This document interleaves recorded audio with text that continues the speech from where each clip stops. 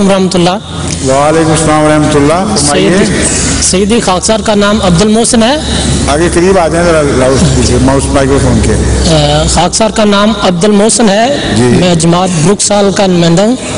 سیدی میرا سوال یہ ہے کہ قرآن کریم میں جزا سزا اور حیات بعد الموت کا بڑی کثرت سے ذکر ملتا ہے، لیکن اس کے بالمقابل اہل کتب کی کتاب میں اس کا ذکر نہیں ملتا۔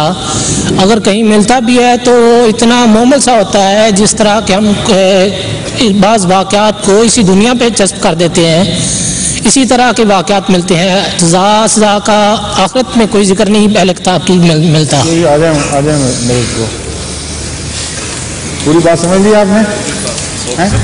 پھر دوبارہ پوچھیں گے۔ فرمائیے۔ یہ بڑے ایکسپرٹ ہیں بات سمجھنے کے، ان کو بھی نہیں سمجھ آئی۔ سیدی عرض یہ آپ کا منہ اور طرف ہے، مائکرو فون کا اور طرف ہے۔ ہاں سیدی عرض یہ کر رہا ہوں ہاں جی کہ قرآن کریم میں جزا سزا اور قیامت کا اور حیات بعد الموت کا بہت کثرت سے ذکر ملتا ہے، ٹھیک ہے، لیکن اہل کتب کی کتاب میں اس کا ذکر نہیں ملتا۔ اگر کہیں ملتا بھی ہے تو وہ اس طرح کا ذکر ہوتا ہے جس طرح بعض قیامت کے واقعات کو ہم اسی دنیا میں منطبق کر دیتے ہیں۔ اس کی کیا وجہ ہے؟ اور دوسرا اس کے سے ملتا ہے، دوسرا حصہ اس سوال کا یہ ہے کہ اگر ایک شخص حیات بعد الموت کا قائل ہی نہیں تو اس کو کیا دلائل دیے جا سکتے ہیں؟ قرآن کریم نے حیات بعد الموت کا جو ذکر فرمایا ہے اور قیامت وغیرہ کا، اس کی بہت اہم وجہ یہ ہے کہ اگر انسان جواب طلبی سے آزاد ہو تو اس کی اصلاح کا کوئی امکان باقی نہیں رہتا۔ اگر ایک مجرم کو یہ یقین ہو کہ جو کچھ اس نے کرنا ہے کر لے گا اور اس کا کوئی حساب کتاب نہیں ہوگا، اگر یہ ہو تو ساری دنیا جرائم سے بھر جائے۔ بس مذہبی جرائم کی روک تھام کے لیے یہ لازم ہے کہ انسان کو حساب کتاب کا پابند کیا جائے اور اسے بتایا جائے کہ ایک روز ضرور آئے گا جس میں اس کا حساب کتاب ہوگا، اور اس کے نتیجے میں انسان اپنے حیات بعد الموت کے حساب کتاب سے ڈر کر اس دنیا میں تقوی کی زندگی بسر کرتا ہے۔ بس جتنا حیات بعد الموت پر یقین ہو اتنا ہی انسان زیادہ بچ کر زندگی گزارتا ہے اور خدا کے احکام کے تابع رہتا ہے۔ جن قوموں سے یہ یقین اٹھ جائے وہ مادر پدر آزاد ہو جاتی ہیں، ان کی اخلاقی قدریں تباہ ہو جاتی ہیں، ان کی اخلاق کی کوئی ضمانت نہیں دی جا سکتی۔ یہ وجہ ہے کہ قرآن کریم نے ان چیزوں پر بہت زور دیا ہے۔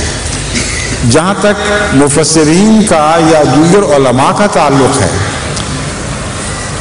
سابقہ سے مجھے بحث نہیں، لیکن حضرت مسیح موعود علیہ السلام نے اس مضمون پر اتنا زور دیا ہے کہ آپ حیران ہو جائیں گے پڑھ کر کہ کس طرح بار بار ہمیں بتایا ہے کہ موت کو یاد کرو، اس کے بغیر تمہاری اصلاح نہیں ہو سکتی۔ زیارت قبور کرو، دیکھو کہ انسان کا کیا انجام ہے، اور یاد کرو کہ تم نے ضرور خدا کے حضور پیش ہونا ہے۔ بس حقیقی اور سچے مذہب کا دوسرا کنارہ حیات بعد الموت ہے۔ آغاز اس دنیا سے شروع ہوتا ہے، لیکن انجام اس دنیا سے پرے جو بھی انسان کا وجود ہوگا یا زندگی کی جو شکل ہوگی اس پر ختم ہوتا ہے۔ بس یہ نہایت ضروری بات ہے جس پر ایمان کے بغیر انسان کی زندگی سدھر نہیں سکتی۔ دوسرا پہلو آپ کے سوال کا کیا تھا؟ سوال یہی تھا کہ حضور عیسائیت میں اس کا ذکر کیوں نہیں ہے؟ عیسائیت میں ہے ذکر، عیسائیت میں نیو ٹیسٹمنٹ میں ہے کہ جو وہ لوگ جو بدیاں کریں گے ان کے لیے جہنم ہے، اس میں دانت پیسنا ہے، اس میں عذاب ہے۔ یہ ساری باتیں موجود ہیں، لیکن اس کی اتنی تکرار نہیں پائی جاتی جتنی قرآن کریم میں ہے، کیونکہ قرآن کریم سب سے زیادہ ڈیولپڈ مذہب ہے، اور جتنا کوئی معاشرہ ترقی کر جائے، جتنا سویلائزیشن ارتقا پذیر ہو چکی ہو اتنا ہی وارننگ سسٹم زیادہ مضبوط ہوتا چلا جاتا ہے.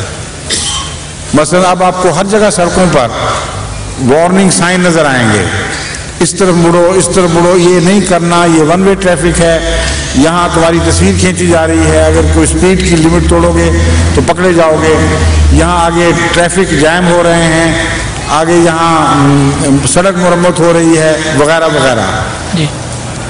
اب اپنے پاکستان میں جا کے دیکھیں، سڑکوں کے بیچ میں وہ مکان جتنے گڑے اکھیڑ لیتے ہیں اور ان کو ہی سائن نہیں لگایا ہوتا، اور بعض موٹریں بیچ میں جا پڑتی ہیں. تو جتنا زیادہ کوئی معاشرہ ترقی کرتا ہے، شعور بڑھتا ہے، اتنا تنبیہات نمایاں ہوتی جاتی ہے. بس عیسائیت کے مقابل پر اسلام بہت زیادہ ترقی یافتہ مذہب ہے، اس لیے اسلام نے جتنے سائن بورڈ خطرے کے لگائے ہیں دنیا کے کسی مذہب میں نہیں نظر آئیں گے. بلکہ میرا یہ تاثر ہے مطالعہ کے بعد کہ ساری دنیا میں جتنی وارننگز مذاہب نے دی ہیں اس سے زیادہ قرآن کریم اور سنت میں آپ کو وارننگز ملیں گی. بس یہ اسلام کی ترقی کا نشان ہے. السلام علیکم.